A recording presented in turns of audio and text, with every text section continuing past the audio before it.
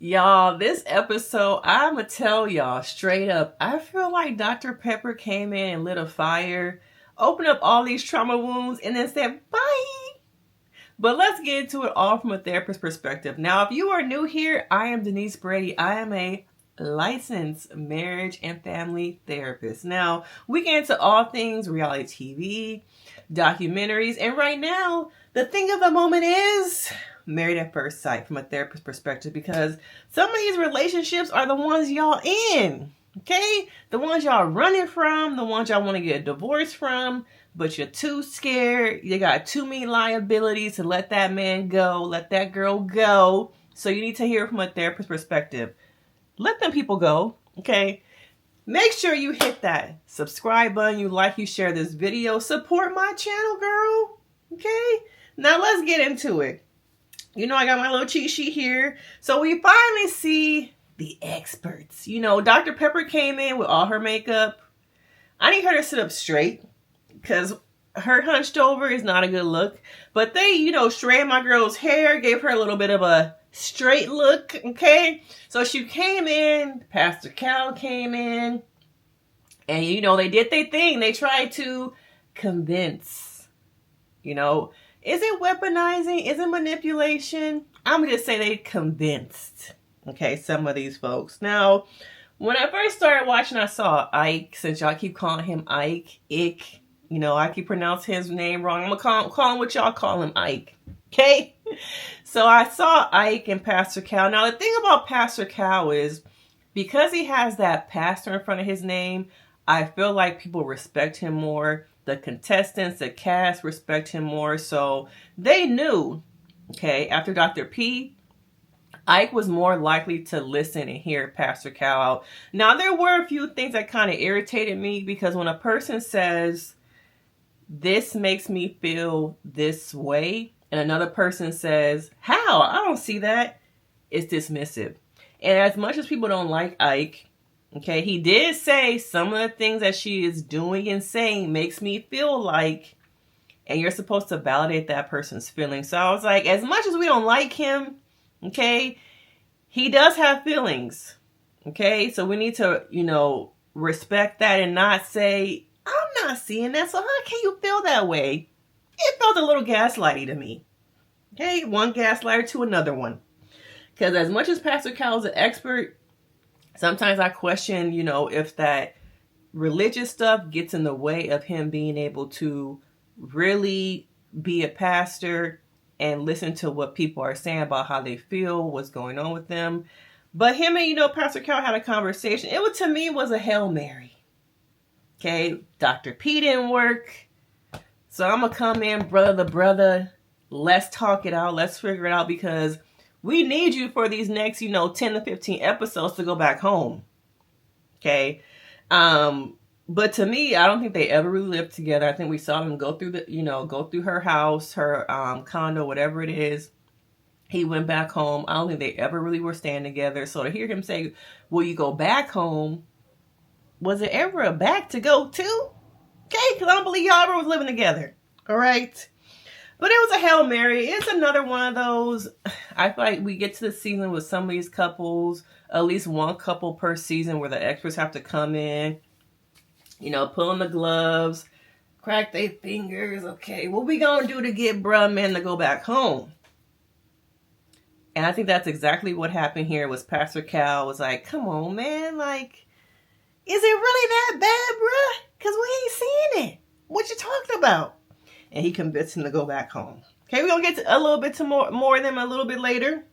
Okay, but let's just do it now. Why not, okay? Now we also see M talk to Dr. P. That to me was also like, I saw a little bit of something. You know, as much as everyone is saying that they don't like him, I saw a little bit of something. And it's not the first time I saw a little bit of something. Okay. Even her friend said at the wedding, her drunk friend, do he know what he getting with you? That to me was already like, let me file that back here in the back of my head, because I'm like, if your friend's saying that, what's your personality? So, you know, she's talking to Dr. P and she gets a little bit spicy. And I don't want to be the tone police, so I'm going to say it in a different kind of way. Sometimes we say things to our partners, to friends, and it's not, what we're saying, it's how we're saying it. We get caught up in the moment. We get caught up sometimes in our own feelings, our own triggers, our own traumas, that we don't recognize our tone and how we're saying it. And if you're already on bad terms with somebody, no matter what you say, your tone, the way you say it is going to be an issue. And I don't understand why she keeps referring to him as her husband. All right. Now, there's a difference between having the title of a husband and being a husband. He ain't your husband, sis. He's a husband on paper. Y'all have not had a marriage-like relationship. Y'all have not been boyfriend and girlfriend. At this point, I don't even think y'all friends. So the fact that she kept referring to him as her husband, my husband, I want to talk to my husband, it did to me kind of feel like she really did go into this, and no matter what, she wants that husband. Even Pastor Cal alluded to, she has been a little bit, I forgot the word he used, but he also admitted that she has been a little bit, I didn't want to say forceful, but he admitted that he noticed that she can be strong-willed about marriage and wanting a husband. He noticed that.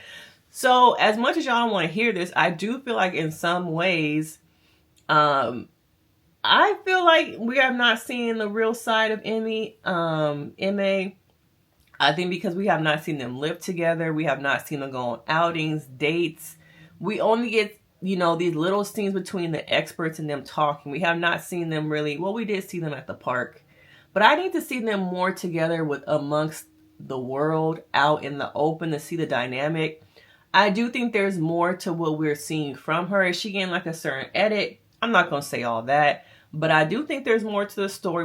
We still have some episodes to go. So I'm curious to see, if my spidey sense is right, like it always is. But both of them are in the wrong for different reasons. And I think so many people are focused on him because his wrong is louder, that they're not focused on her being wrong also.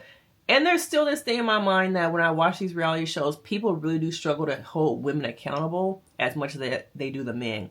People have these, schemas in their minds about the role of women, the role of men, who should do what, that people sometimes so focused on the man being wrong that they're like, I'm blind to the BS. I'm blind to what she doing over here. But I'm curious. I want to see more of them involved, and eventually they meet with the experts together. This big old gap in between them, not even looking at each other. And of course, Dr. P, Pastor Cal convinced them, will you go back home and work your marriage out? And he says, yes. I don't know what's in these contracts. I don't know if he's going to get fined if he don't continue to do the show. But there's nothing here, guys. And I need her to listen too. There's nothing there. This is not a husband. This is not. Okay, so I hate to see her going back. But at the same time, I'm like, why do you keep choosing to put yourself in this situation? Are y'all going to get fined? Is it going to break y'all contract? If y'all both just admit that it's a wash, it's not going to work out, why put each other through this torture the next? So we're probably at 9 weeks at this point, 9 weeks. Why put yourself through another, couple weeks of torture when y'all don't really even F with each other like that?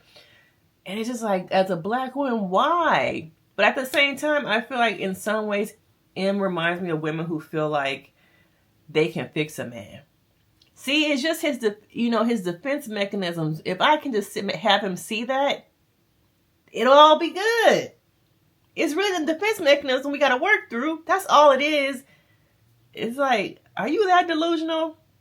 Do you want to be married that bad that you can't see it for what it really is? It's more than that, sis. But once again, I do feel like she has this idealized thing about marriage and having a husband, that she's not looking at all the other things, the communication patterns. It's more to me than, physical chemistry, emotional chemistry. They don't have any of that. He's not interested in that. Okay. He keeps saying how she tried to come on to him so quick.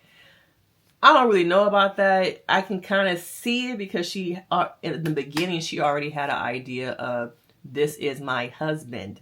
Okay, and when he says that he wanted to take it a step back, he didn't want to, why are we already talking about living with each other? What show you sign up for? Because we all know this ain't your first go round. Okay, you went to Houston, you went to Atlanta, and now you're Chicago. You didn't watch these seasons, bro. You know you're supposed to live with each other and talk about those things, right?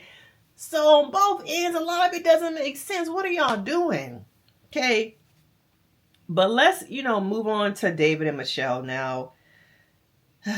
Michelle, I feel like once again, Dr. Pepper is handling her with kid gloves. Let's pet her. Let's make her feel good. Let's talk about her traumas, about how she's projecting her traumas onto him. And when she made this comment saying she feels like David is 10 years behind her, and Dr. Pepper, I don't know if they edited it out, didn't address that. I'm like, what about this man's feelings?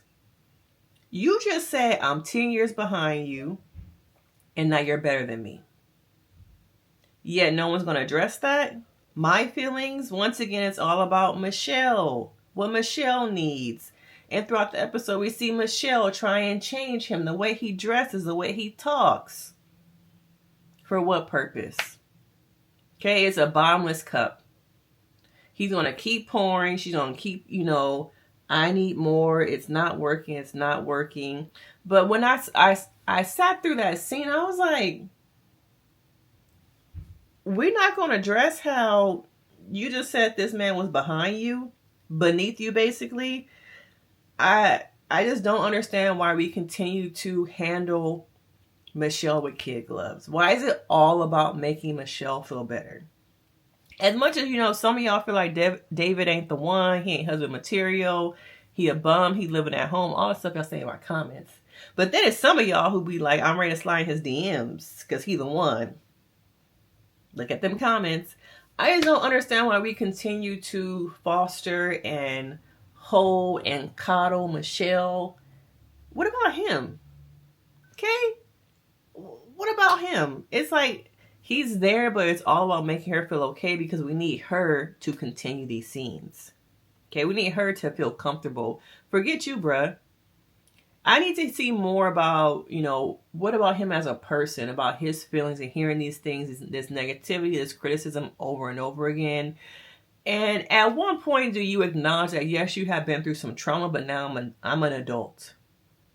I need to work through that. I need to figure out how to not let my trauma interact with my life and my relationships. You can't, as an adult, keep saying my trauma, my trauma, my trauma.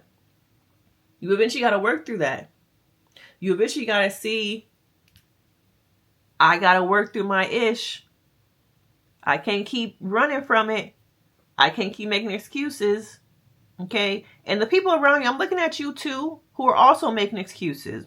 Well, she treats us this way because, she's been through some things as a child. So that's why she treats us so bad. Why y'all doing that to yourselves? Okay? No. So I'm tired of seeing them coddle her, forget about him, make him go through all these different things to make her happy. That's not a marriage. A marriage is not making one person happy over the other. Equity, reciprocity. What is the foundation of both of us? It's not happy wife, happy life. It's happy us. We both got to be happy.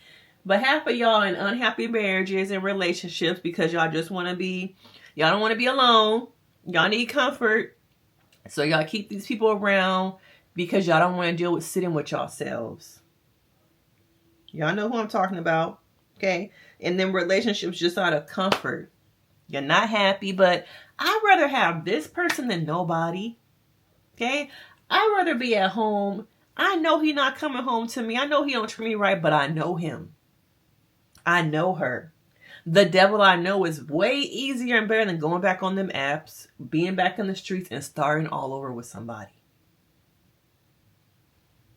Telling y'all, get your life together. It's 2025, y'all. 2025. Now we get to Allison. Oh, y'all also took a note about her Her one, the Drake and Travis Kelce look.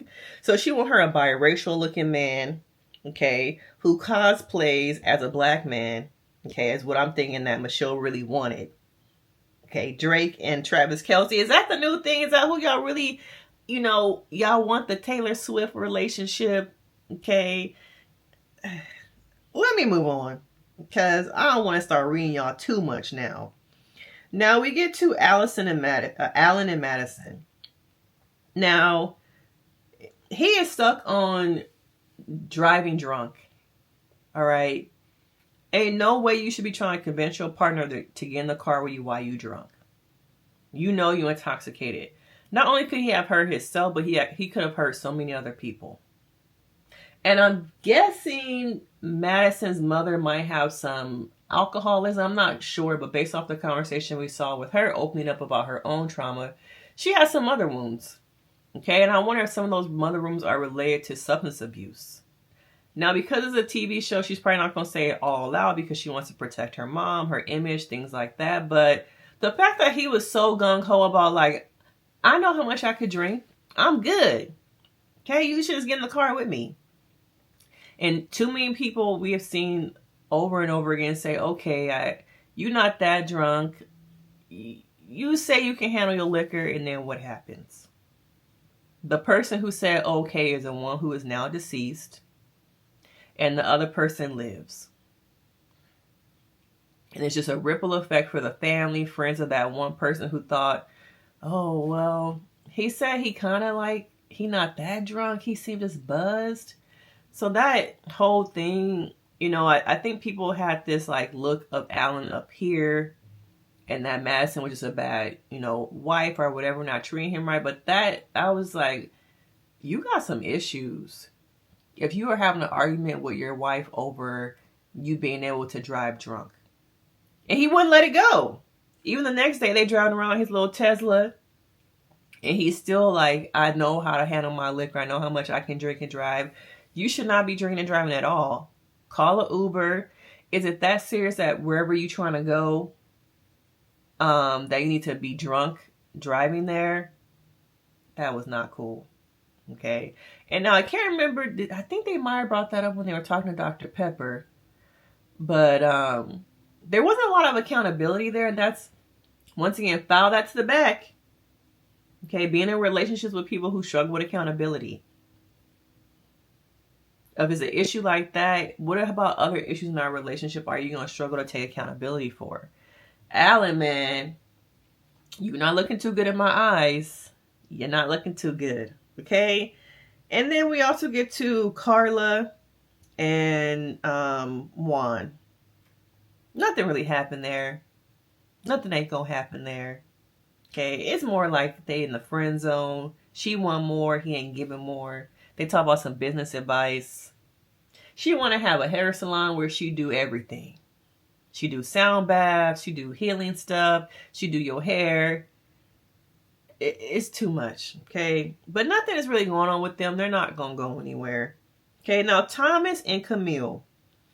Now their relationship is the most stable, the most functional. The foundation of their relationship to me has been about vulnerability. It's been about transparency and emotional intelligence.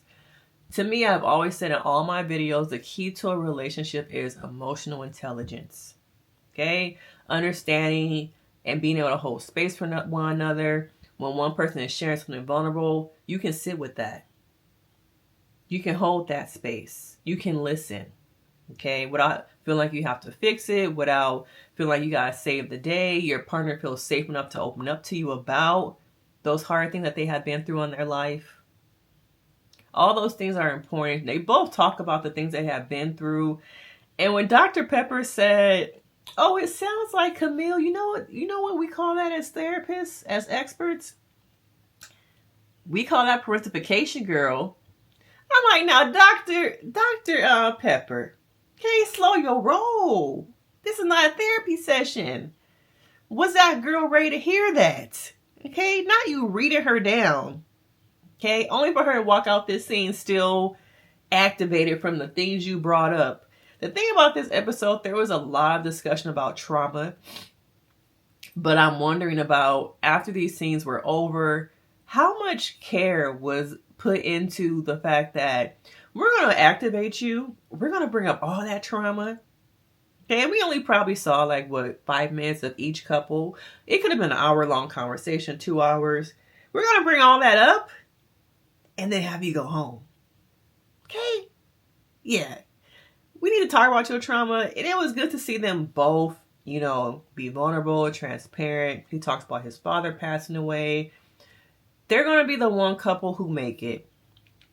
I would be very surprised if we get to a reunion and they're not together, because out of everybody, they seem the most focused on getting to know each other emotionally. Yes, they've done the do, but it seems like they are invested in people as persons, as people, not just as a wife, not just as a husband. Once again, that word, those titles, they are invested in getting to know each other as people. And I don't know if the rest of these couples have been invested in the person. Maybe they're invested in the experience, they're invested in the titles, they're invested in having a wife, having a husband. But who's behind that title? Who's behind that piece of paper, that marriage license? Do you get to know people past the girlfriend title, the boyfriend title? Are you so caught up in romanticizing, I want to be in a relationship, that's all that matters, is so I can go and brag to my friends, I can show up to the wedding with somebody on my arm. Now I got somebody to talk about over drinks. Are you so caught up in that you forget to think about the person and get to know them? Okay. Now, it's going to get cracking next episode. Okay, let me know if y'all want me to go over that after party. I've watched some of it, not all of it. So, I got jobs. I got kids. Okay, I got to go make some enchiladas for my husband right now. Okay, happy life. Okay, happy wife, but happy husband too. He wants some enchiladas, y'all. Okay, so let me know your thoughts about this episode. For most people who are not into the psychological aspects of this episode, they probably thought it was boring. But as a therapist, it was rich. Okay, all that trauma coming to the surface, all these couples being so invested in the title, not the people, not the person behind them. It's not going to work. Okay, put a fork in it, we're done. All right. But make sure you hit that like, you subscribe, you support the channel. Let me know your thoughts. It's about to get explosive and spicy. And I will see you guys in the next video. Bye.